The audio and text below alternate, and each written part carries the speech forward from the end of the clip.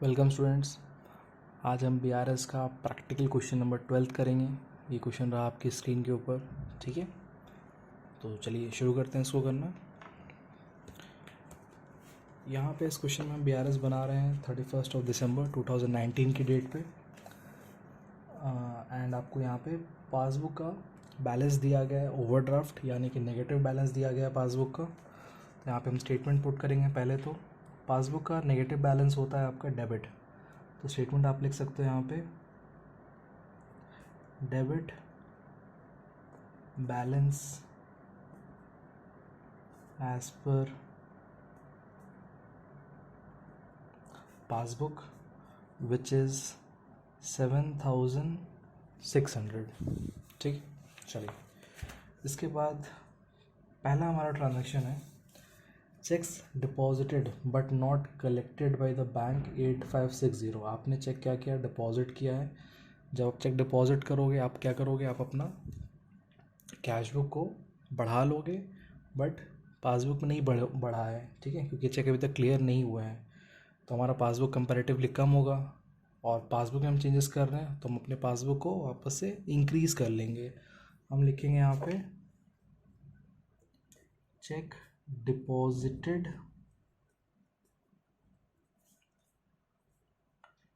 But not credited.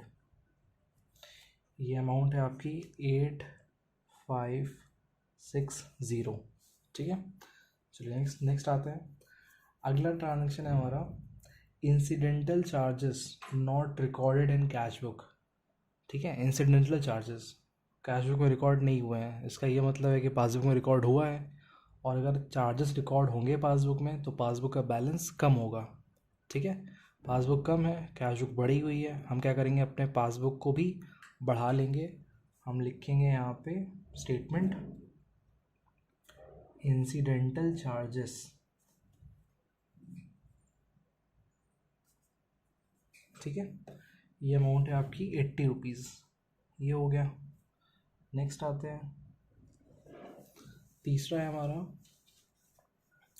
Checks were issued for 7,800। 7,800 के checks issue किए गए यानी पे हुए हैं, but only 4,400 were presented for payment. But सिर्फ 4,400 रुपये के जो चेक्स हैं वही प्रेजेंट हुए हैं बैंक में पेमेंट के लिए। तो आपने जब इशू किया है चेक 7,800 से, आपने अपना कैश बुक कम किया है 7,800 से। ठीक है, बट पासबुक में पेमेंट कितनी की हुई है अभी तक, सिर्फ 4,400 से, यानी आपका पासबुक डिक्रीज़ हुआ है ओनली फ्रॉम 4,400। तो हमें क्या करना है, कैश बुक हमारा ज़्यादा कम है ना, तो हम पासबुक को और कम करेंगे। हम लिखेंगे यहाँ पे check issued but not presented. ये अमाउंट हो जाएगी आपकी 3,400। ठीक है, आई होप कि आपको समझ में आया होगा। इनफैक्ट मैं फिर से एक बार रिपीट कर देता हूँ इसको। देखिए, आपने चेक्स इशू किया है 7,800 के, आपका कैश बुक कम है 7,800 से, बट ये कह रहे हैं कि सिर्फ 4,400 की ही पेमेंट हुई है अभी तक, यानी पासबुक कम तो हुआ है लेकिन सिर्फ 4,400 से हुआ है। तो बाकी का अमाउंट, तो उसको हमने क्या किया, खुद से उसको कम कर लिया, क्योंकि पासबुक को मैच कराना है कैश बुक के साथ। ठीक है, तो कैश बुक जहाँ पे है पासबुक को भी वहीं होना चाहिए। तो कैश बुक अगर कम है 7,800 से, तो पासबुक भी कम होगा 7,800 से, इसलिए हमने 3,400 से उसको माइनस कर लिया। ठीक है, चलिए नेक्स्ट आते हैं। फोर्थ स्टेटमेंट है हमारा insurance premium paid by the bank not recorded in cash book 4,200। Insurance premium bank ने पे किया है, कैश बुक में रिकॉर्डिंग नहीं हुई है। तो अगर इंश्योरेंस प्रीमियम बैंक ने पे किया है तो पासबुक आपका कम होगा, कैश बुक आपका बढ़ी हुई होगी। हमें क्या करना है, अपने पासबुक को भी बढ़ा देना है। हम लिखेंगे यहाँ पे इंश्योरेंस प्रीमियम।